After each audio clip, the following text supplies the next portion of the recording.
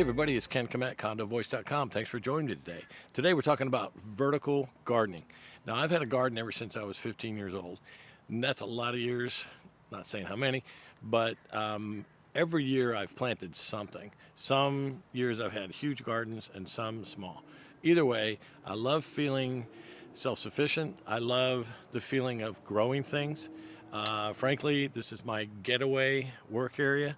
Instead of doing administrative work or something else, I get out here, get my hands dirty, and I just feel good about the reward of growing my own food and being successful with it. I'm standing here in front of all my kale, all right? And I love kale, I love lettuce, grown a lot of it, a lot of different kinds. But recently I ran into some adversity. I've always grown things on the ground or in the ground. And I like container gardening, okay? That works really great for me. One of my kale's getting crazy here. But I've never really had a problem with critters until the last couple of years. So I set up my trail cam because something was eating my kale. And I grow a couple different kinds of kale, and one particular kind of kale was getting the hearts eaten out of the middle of it. So I set up my trail cam, and you know what I found? Rats. Rats love kale, and they don't eat the outside pieces. They eat the heart, the sweet, the young, the tender, the best parts of it that you and I want to eat. They kind of don't mind a few other things so much, but they really love the kale. So through that adversity, I said, well, what am I going to do? I'm going to grow vertically so I get it up off the ground so that they don't get at it. Now the rats can still climb this thing, but the other problem I had was bunny rabbits.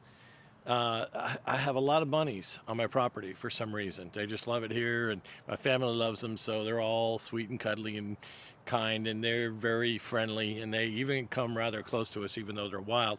But they get up on their hind quarters and they'll eat whatever they can get their hands on, especially my good growing things here. They love broccoli. They love anything they can get their hands on. But the rats love the kale. So I can't really defeat the rats too greatly by growing vertically, but I can defeat everything else. So here's the thing. So here's what I've done. I've created kind of an attractive nuisance by growing things so well. So all the critters on my neck of the woods, they come here and they eat it. Well, when the critters come to eat it, the predators come to eat the critters. So what I have, I'm going to show you some pictures of them right now. I'm going to talk over this little segment. So it started with the bunnies, and then the bunnies, for some reason, attracted raccoons. I haven't quite figured out what raccoons eat out of my garden, but I know they like to hang around it because they're around it a lot. Possums, for some reason, possums love it too.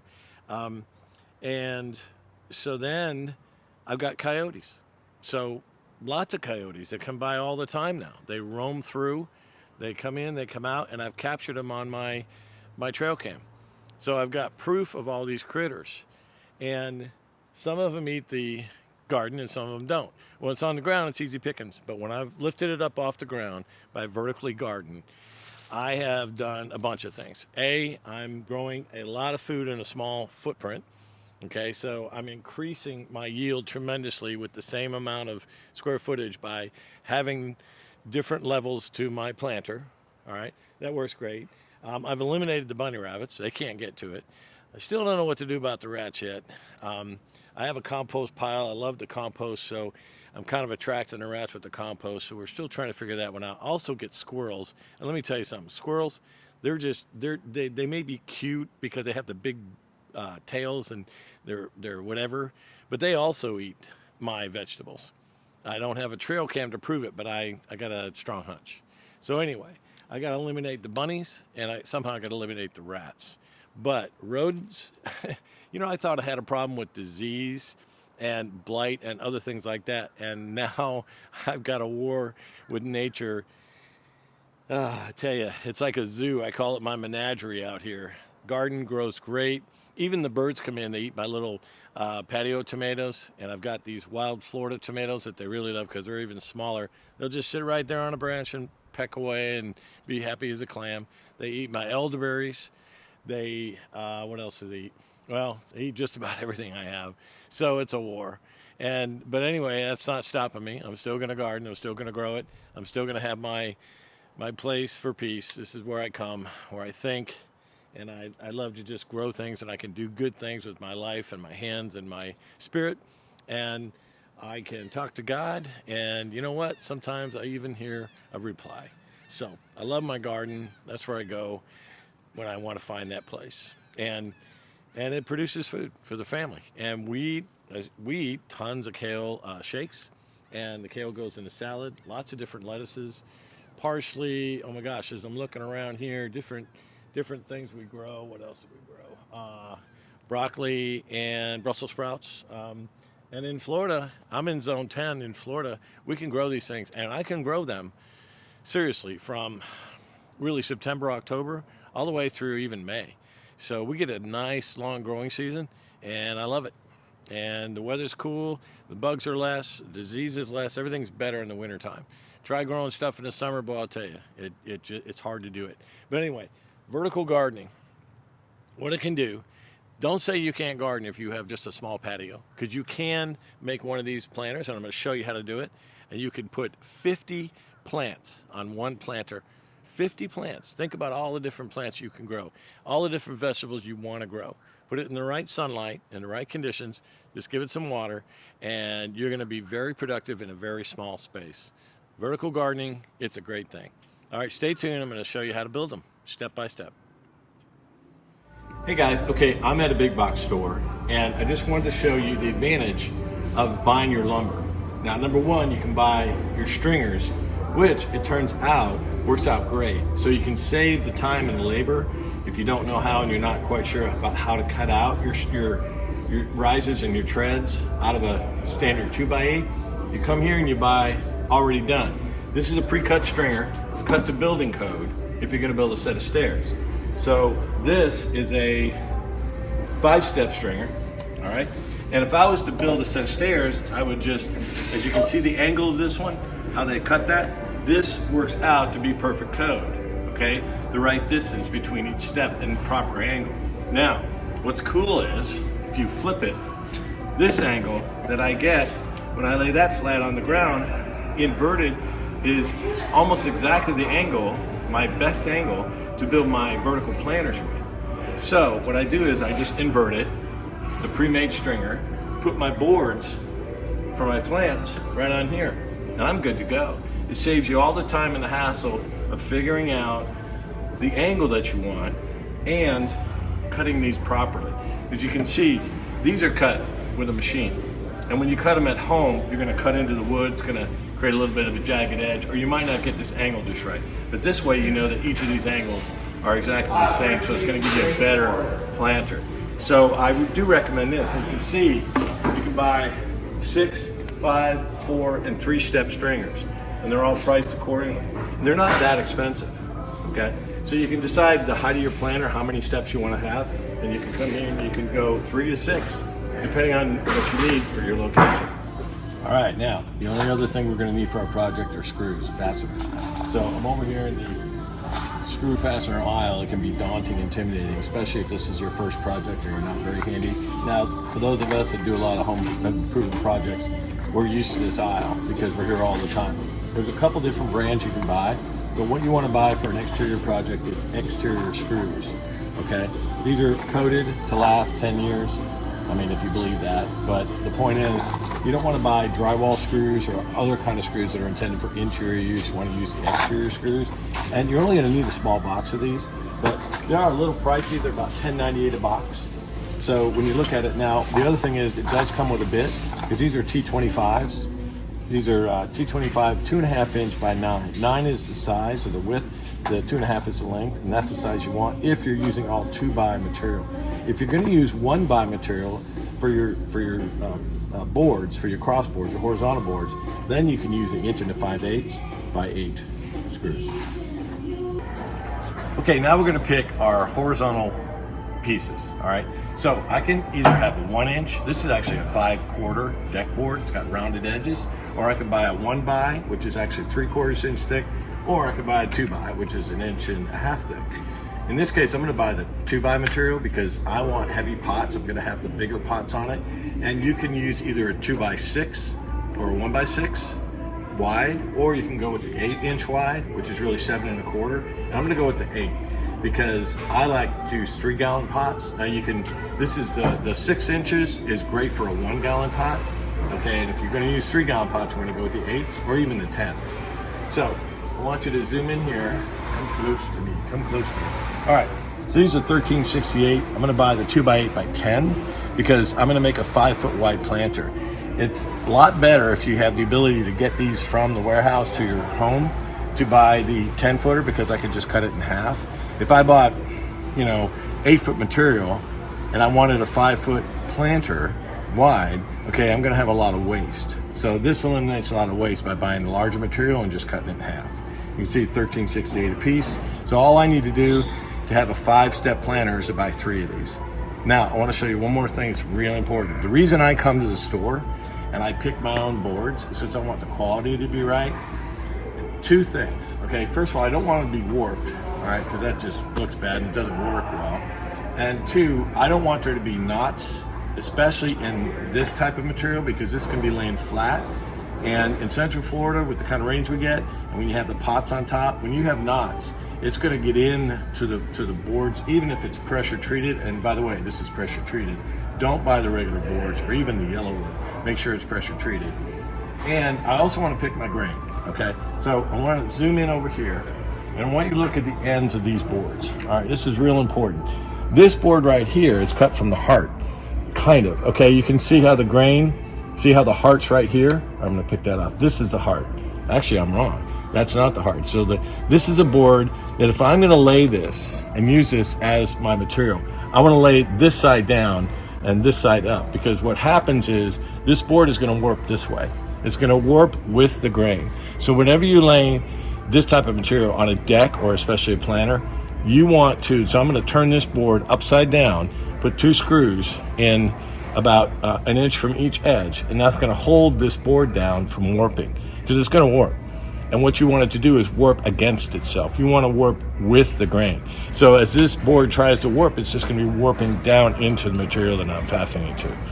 That way I've got a good secure bond, because what'll happen is that the force of the warping of this wood is actually going to be greater than the force of the screw into the wood. It strip it right out. You'll see it happen. You don't think it could happen, but it happens all the time. If I'm building a wood deck, by the way, I want to make sure I lay all my boards with the grain down. I've been to some of the theme parks and some of these professional places, and I look at things other people don't look at. I look at the quality of craftsmanship on some of these projects, and in some cases I'm in wonder and in awe of what they can do. But then in some cases, if I look and see how they laid down the grain for the wood, and I look, well, whoever was actually installing that wood didn't know this little trick, and it's a big deal because it will save you a lot of money later. All right, so I'm going to pick my lumber right now and get started. And by the way, this lumber is kind of heavy, so you might want to take a friend with you to help you unload it, or get a helper at some of the big box stores.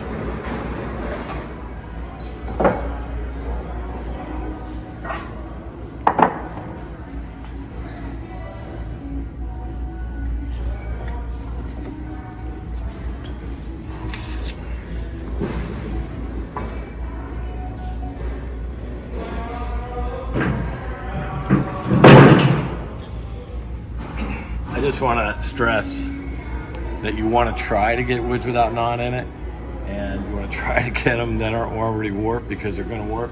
That board is heavy, and they call it green because it's got a lot of the original moisture in it. It might have been laying on a big pallet, laying outside for a month or something too. But anyway, in this case, I've kind of looked over what's available right here, and you got to go with what's available. So if all you have is knotty wood, you're going to have to live with knotty wood. I'm just saying the preferred method is to buy select wood, which means it doesn't have a whole lot of knots in it. If you can get it. If you can't get it, you got to go with what you got. All right, this is a better piece. See how there's not so many knots in it? So this is a select piece. And whenever you shop these days, you got to look through what's available. That's why you've got to go here. If you say I need 10 boards shipped to my house, I'll tell you what, you better order 12 or 13 or 14, because you're going to want to be taking some back, because inevitably it's cracked, it's warped, or it's got way too many knots in it.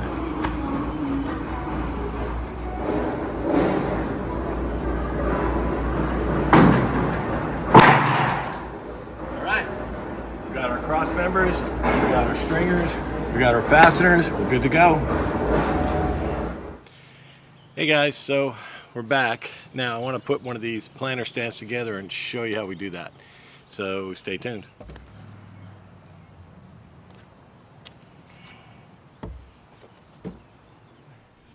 I got my board set up there, pretty much on the angle, so the bottom is flat. Again, it's inverted, and I'm just going to lay this on there. How wide the distance between the two stringers is up to you. If you leave it, right now what I did was I bought the 10-foot boards and I had them cut in half. While I was at the lumber yard, they do that for free. So I said, hey, fine, saves me the time of cutting it up. So I've got a 5-foot horizontal board here.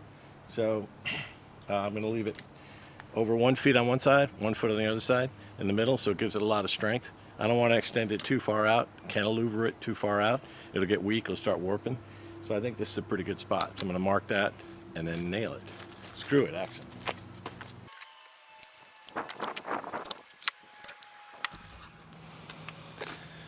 Okay, so there's a couple different ways of building a planter. You got to decide for yourself how you're going to use it.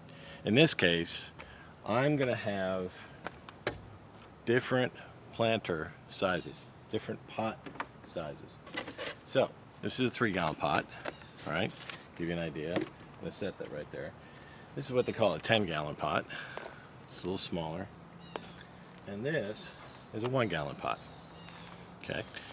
And so the other thing that I'm going to be using this for is to put these trays that I make up of my plants.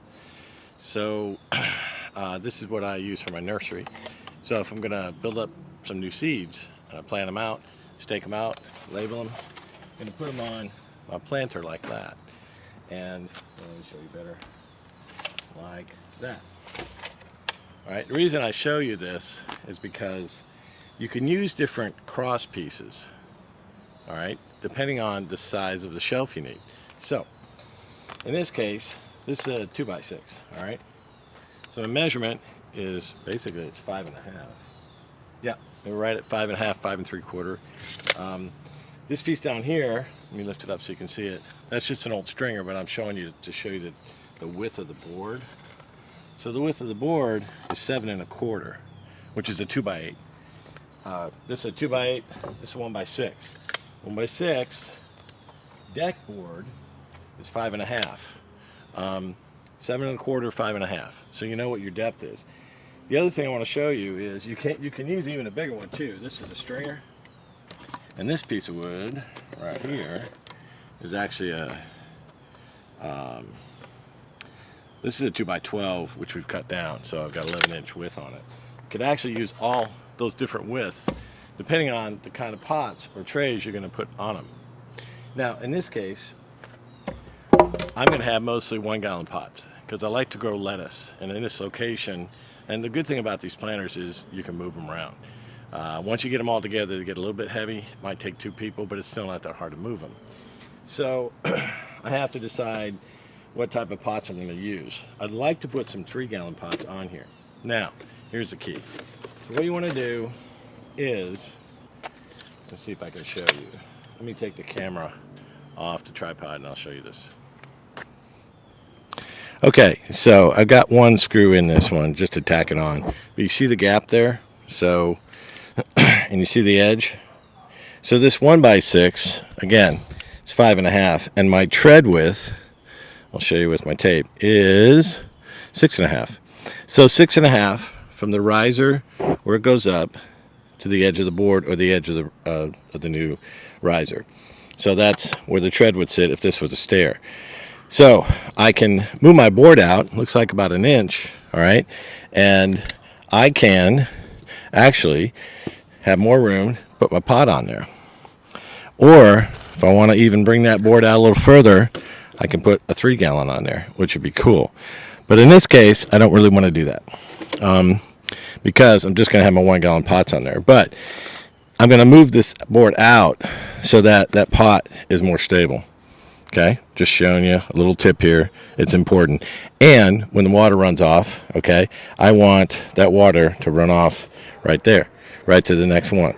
And if all you have to do is set this on a tiny little bit of incline, okay, when it's all done, and it'll work that way, it'll cascade down. Okay, important step. Get the first board in, doesn't have to be the top one. Get your measurement between the two that you set. Doesn't really matter, you can be off a little bit as long as from this point on you maintain the same distance. So it just so happens that my inside dimension is 37 3/8. So I just want to make sure my bottom board is set there.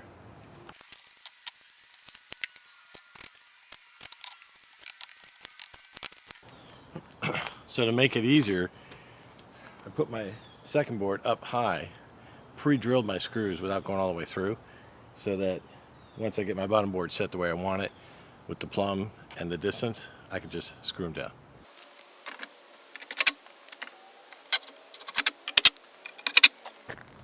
I like to set my screws just a little bit below the surface. I just don't want to get them hanging up on the pots and stuff, and it just kind of sets them tighter that way. Just a little bit below the surface, that's what you're gunning for.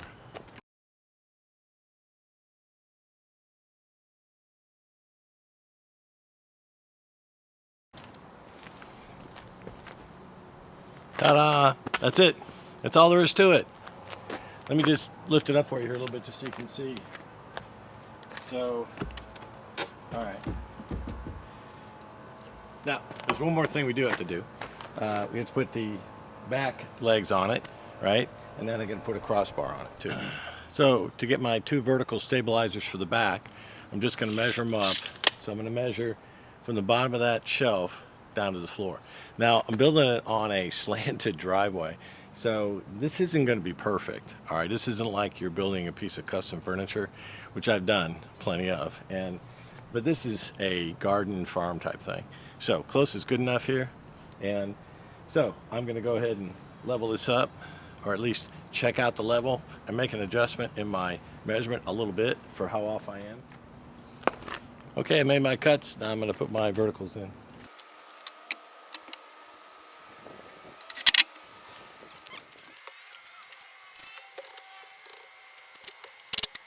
I just put one screw in those verticals so I can take my level and adjust it, and then put the second and third screw in.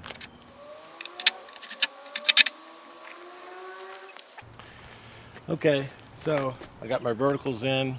I'm somewhat level and plumb. Okay, you want to be straight up and down. You're not going to be level because it's on an angle, but the straight up and down part, you want that to be good. And you want this to be relatively level too if you can. But all that depends on what you're sitting on the ground and all that. So last thing I got to do is put the cross brace in because it's a little wobbly. Just want to show you. See, it's really solid up and down, but sideways it's a little wobbly. So I'm going to cut my piece for that. This is the only cut or the only thing on this whole project that's a little bit like on the next level kind of thing. And it really doesn't have to be fancy. You could just cross brace it. You wouldn't even have to cut that piece. I could just put it on just like that. But I'm going to make an attempt at making it look nice, which is put an angle cut on it. I don't know what my angle is yet, so I'm going to mark it and just cut it that way. Small tip, big thing.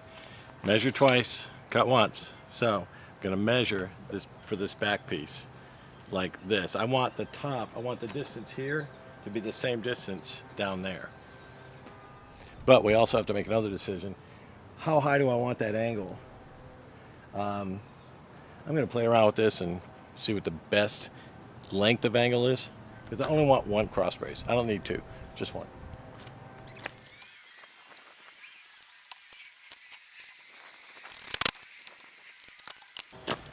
Okay, so what I did was I made a mark with my angle on the one side, and I tacked it in with a screw so I could get around to the bottom part to be able to draw my angle on this side the correct way. So now I'm going to go make my cuts. Okay, I made my cuts. Here's the one, here's the other. And guess what? Turns out it's a perfect 45. Who knew? I wasn't sure that was going to happen, because if I lowered this or raised it on either end, that wouldn't have happened. Anyway, so it turns out that if you use a 5-step stringer and you invert it and you make your cuts, that it's a standard 45 for your back brace. Who knew?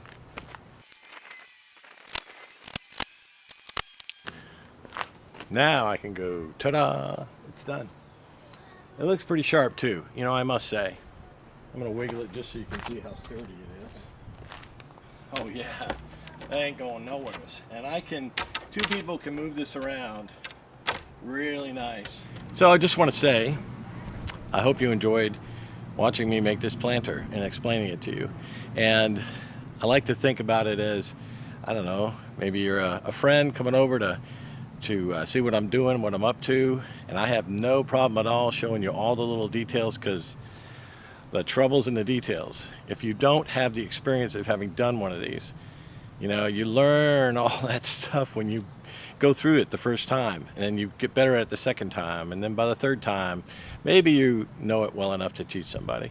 And you know all the little ins and outs, and that's what I try to tell you. I want to tell you everything. I watch videos from other people that show you how to do things, and I wonder if some of those folks don't just try to impress you, because if I knew nothing at all about how to do this, which is maybe you, but you kind of get the courage to try it and say, hey, I can do that, and I'd want to do it, but I'd sure want to know how, because I don't want to look foolish or waste money or have it turn out wrong or not know what to do. So that's why I slowed this video down for you in detail and showed you even the little things. They matter. And when you do the little things right, you wind up with a quality product.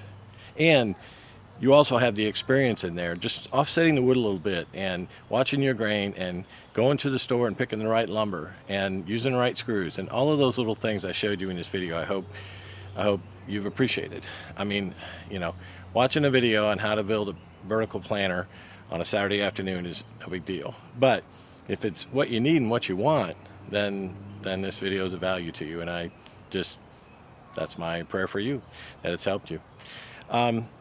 I do want to say one more thing, and I'm a homeowner, but I live in a unofficial homeowners association, and I manage HOAs and condos for a living, and I consult with them, I help them. Gosh, you know, my entire career has been spent helping those communities one way, shape, or another. So this is a small thing, and it's going on my video, my platform, but I just want to make this comment about vertical planters. I think they're a wonderful thing. You can take a small space, which is sometimes mostly the case if you're in a condo, maybe a garden style condo, maybe you're in an HOA and you've got deed restrictions. And if you look behind me, what you see is a pretty nice looking thing. And if I put some pretty pots on it and some plants on it, I could make this an incredibly endearing thing. I mean, all the plants and the stuff and the care that goes into taking care of those plants and whatnot is going to happen right here on this vertical planter. And literally, if I take these pots, okay, these 1 gallon pots, and I line them up across here, 10, 20, 30, 40, 50 plants. I can grow 50 head of lettuce. I can grow 50 geraniums. I can grow 50 of something on this planter. And that's a lot. That's worth the time. It's also worth this, that if you have an HOA or you have something where they tell you you can't have these kind of things, or they have to go in a certain spot. I mean, a lot of these HOAs and whatever, they have these little fenced in areas, little gardens that they can use for their own purpose. They have a little back patio or something, if you got a fence behind it. That's perfect for this. You could do 3 of these in a back area like that, which, do the math, 150 potted plants. That's 150 somethings. That's like 20 lettuce, 15 cucumbers, some kale. Kale is really easy to grow, especially on a planter like this. It loves this type of setup, and it's hardy. It doesn't get a lot of bugs and stuff like that. So if you have an HOA and you've got a deed restriction against something like this, I would fight for that. I would go to them and say, look, if even just for recreational purposes, much less self-sustainability, which I totally believe in, obviously. You know, it's one thing for somebody to say to an HOA, you can put solar panels on your roof and you don't care what it looks like, and they can't stop you. Okay? It's another thing for an HOA to say, whoa, wait a minute, you can't put a planter in your backyard, or a raised planter like this, or you can't grow vegetables, you can only grow flowers, something like that. That's silly. Okay? That's an overreach of authority, in my opinion. There's a personal freedom that comes with growing your own food It's a joyous thing. It's a wonderful thing. It's a I can take care of myself thing. If I'm in trouble, I've got plants that I can eat, stuff like that. And for an HOA to put a deed restriction on freedom like that is just wrong. That is not the intent and not the concept of an HOA or a condo. That is not the concept. It's not in the original concept. And I was around when the original concept was designed. So, fight. If putting one of these things in helps you grow food or helps you grow something that's somewhat edible or even just brightens your day because it brings joy to your heart to have all the flowers and stuff on it, then if they say you can't have that, fight for that. Gather your friends around and say, no, sorry, that's one thing that we want, and it's ridiculous to think you can restrict us in that fashion. Okay, it doesn't reduce property values as long as you do it right and tastefully and safely, and maybe they give you some rules about it, and that's fine as long as you can do it. Being able to do this is a very important thing. It's symbolic too. It says, hey, I can grow my own food, and that's a great thing. All right, so listen, thanks for watching this video. I hope I've shown you everything. I didn't want to leave anything out. I hope you've appreciated the little details. Okay, I took the time to do it, and I just want you to be happy, and I pray for everybody these days. Seriously, everybody. Let's all just try to get along. Let's love each other. Let's show some community love when we get that opportunity. Yeah, let's do that. I like that. Come on down to condovoice.com. Drop me a line, send me an email, do something. If you've got a problem and we can help you, we'd love to help you. So, thanks for watching this video on vertical planters. You all have a great day.